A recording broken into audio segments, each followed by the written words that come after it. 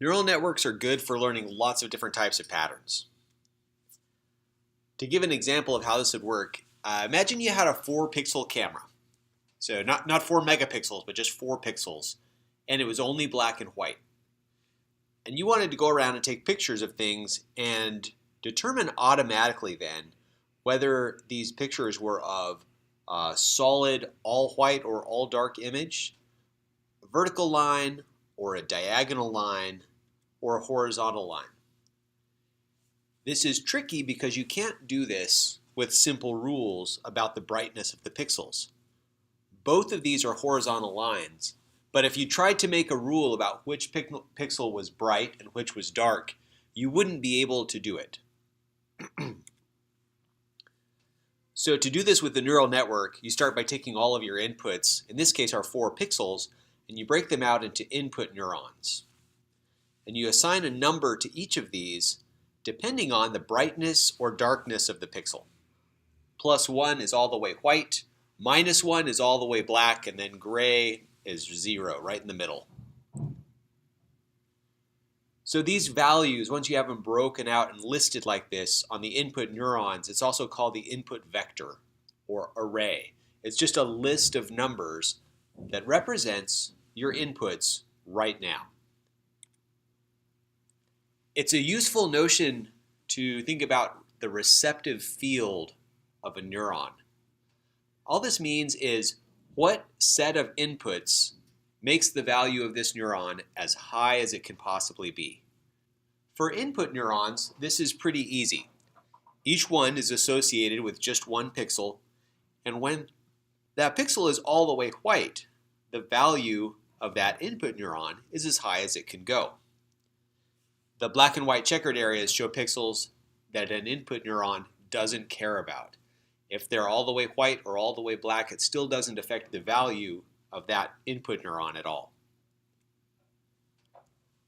Now, to build a neural network, we create a neuron.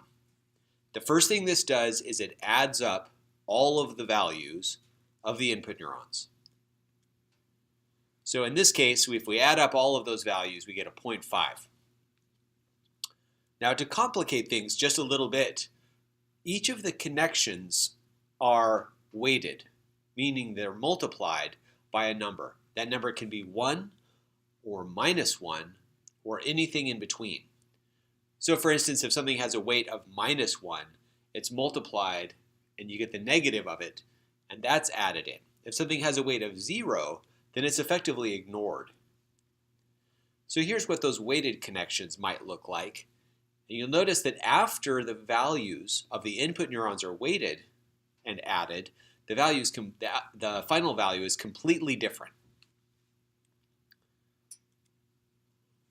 Graphically, it's convenient to represent these weights as white links being positive weights, black links being negative weights, and the thickness of the line is roughly proportional to the magnitude of the weight.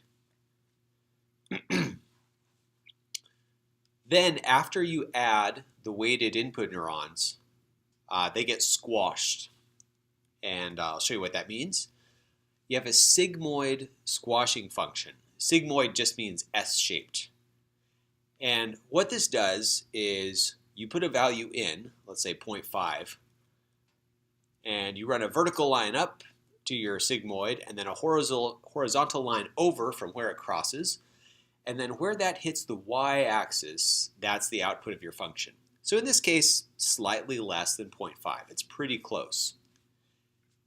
As your input number gets larger, your output number also gets larger but more slowly. And eventually, no matter how big the number you put in, the answer is always less than 1. Similarly, when you go negative, the answer is always greater than -1.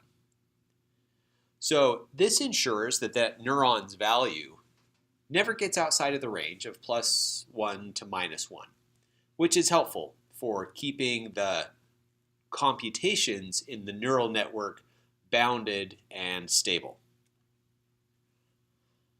So after you sum the weighted values of the neurons and squash the result, you get the output. In this case, 0.746.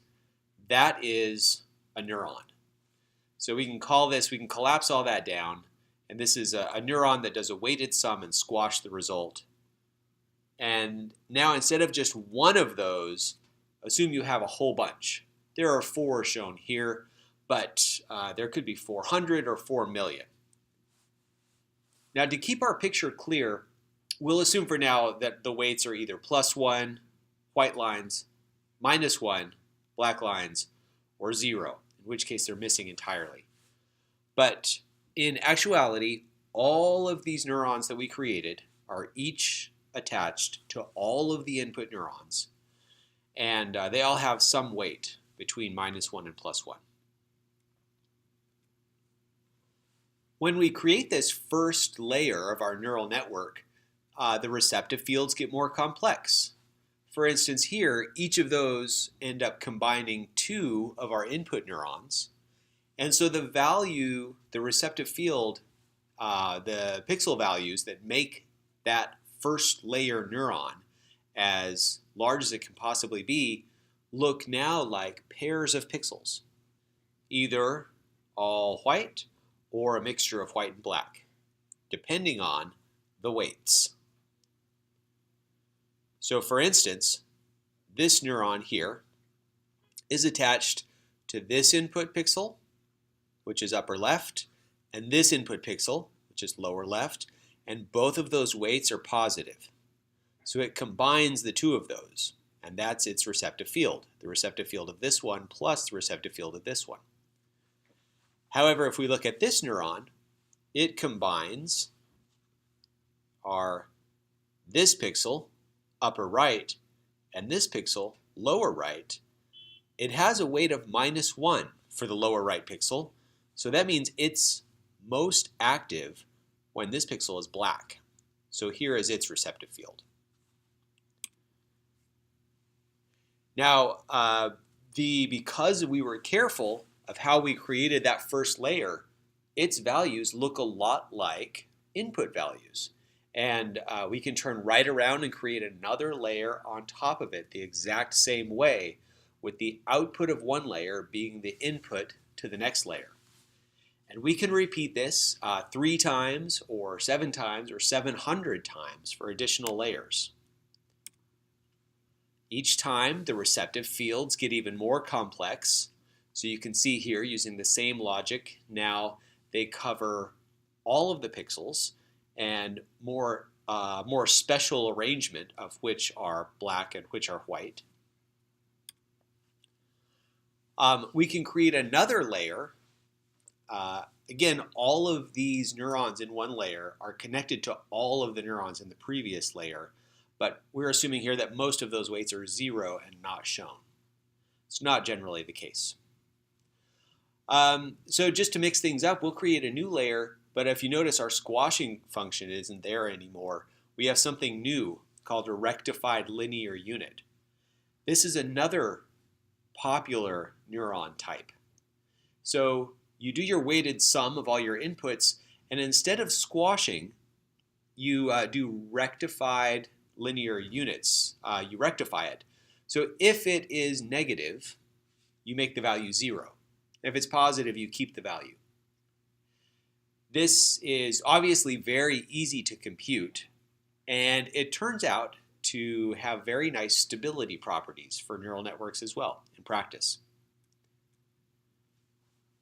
So after we do this, because some of our weights are positive and some are negative, connecting to those rectified linear units, we get receptive fields and their opposites. If you look at the patterns there. And then finally, when we've created as many layers with as many neurons as we want, we create an output layer. Here, we have 4 outputs that we're interested in. Is the image solid, vertical, diagonal, or horizontal? So to walk through an example here of how this would work, let's say we start with this input image shown on the left. Dark pixels on top, white on the bottom. As we propagate that to our input layer, this is what those values would look like. The top pixels, the bottom pixels. As we move that to our first layer, we can see The combination of a dark pixel and a light pixel summed together get us 0, gray. Whereas down here we have the combination of a dark pixel plus a light pixel with a negative weight. So that gets us a value of -1 there, which makes sense because if we look at the receptive field here, upper left pixel white, lower left pixel black, it's the exact opposite of the input that we're getting.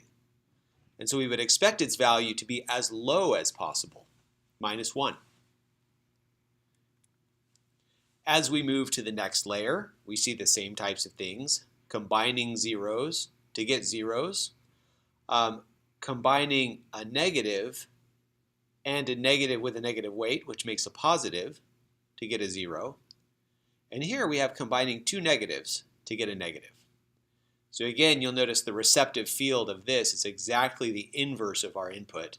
So it makes sense that its weight would be negative, or its value would be negative. And we move to the next layer. All of these, of course, these zeros propagate forward. Here, this is a negative, has a negative value, and it has a positive weight. So it just moves straight forward. Because we have a rectified linear unit, negative values become 0. So now it is 0 again too, but this one gets rectified and becomes positive. Negative times a negative is positive. And so when we finally get to the output, we can see they're all 0 except for this horizontal, which is positive, and that's the answer. Our neural network said this is an image of a horizontal line.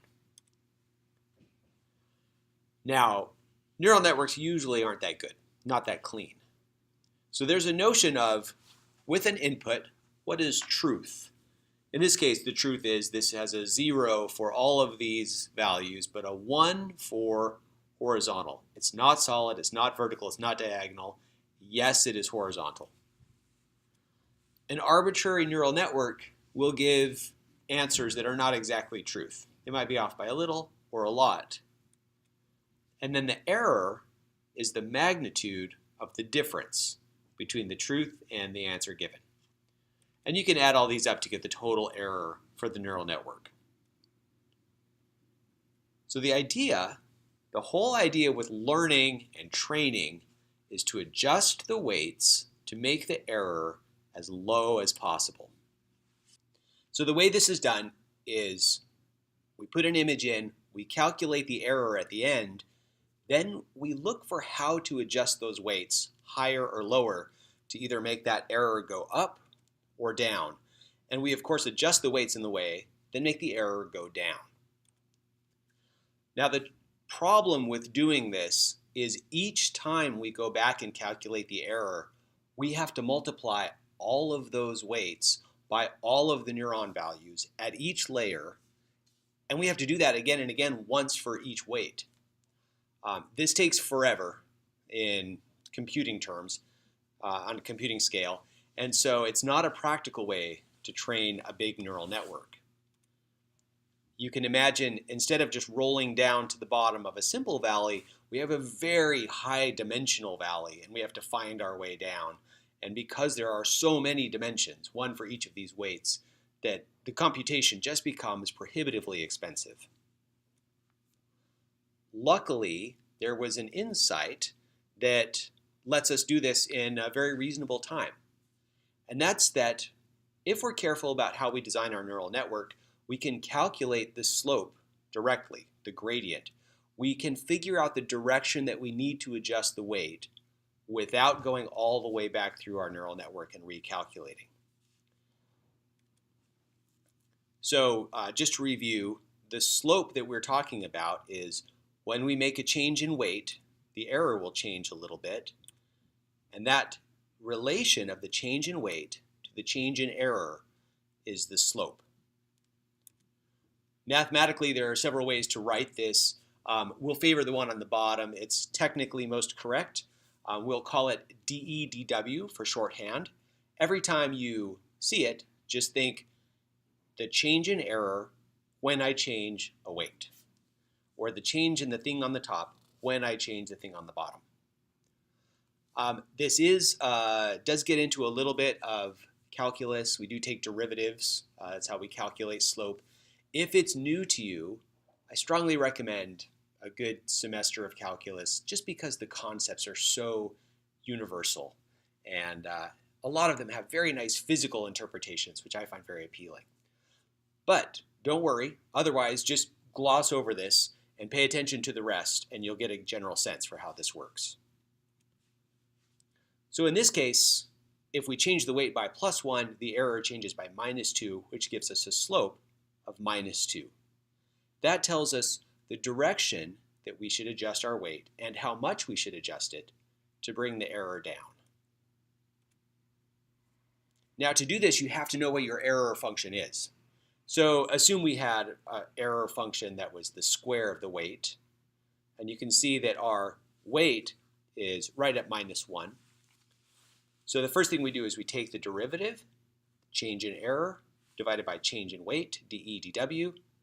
The derivative of weight squared is 2 times the weight.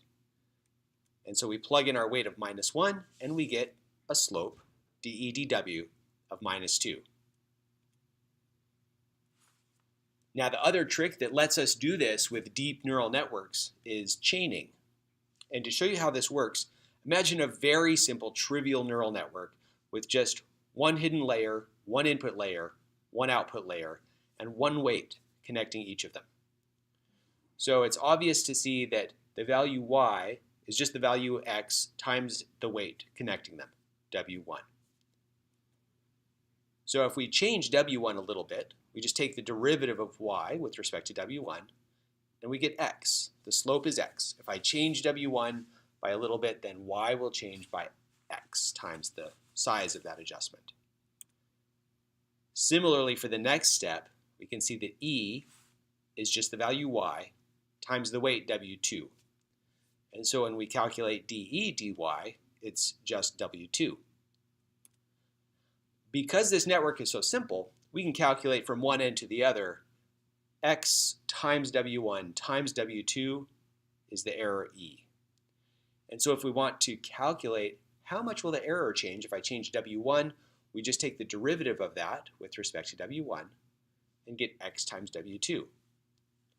So this illustrates, you can see here now, that what we just calculated is actually the product of our first derivative that we took, the dy dw1, times the derivative for the next step, dE dy, multiplied together. This is chaining. You can calculate the slope of each tiny step and then multiply all of those together to get the slope of the full chain, the derivative of the full chain. So in a deeper neural network, what this would look like is if I want to know how much the error will change if I adjust a weight that's deep in the network, I just calculate the derivative of each tiny little step all the way back to the weight that I'm trying to calculate, and then multiply them all together. This computationally is many, many times cheaper than what we had to do before of recalculating the error for the whole neural network for every weight. Now, in the neural network that we've created, there are several types of backpropagation we have to do. There are several operations we have to do. For each one of those, we have to be able to calculate the slope. So for the first one is just a weighted connection between two neurons, A and B. So let's assume we know the change in error with respect to B. We want to know the change in error with respect to A. To get there, we need to know dB dA. So to get that, we just write the relationship between B and A, take the derivative of B with respect to A, we get the weight, W, and now we know how to make that step. We know how to do that little nugget of backpropagation. Another element that we've seen is sums. All of our neurons sum up a lot of inputs.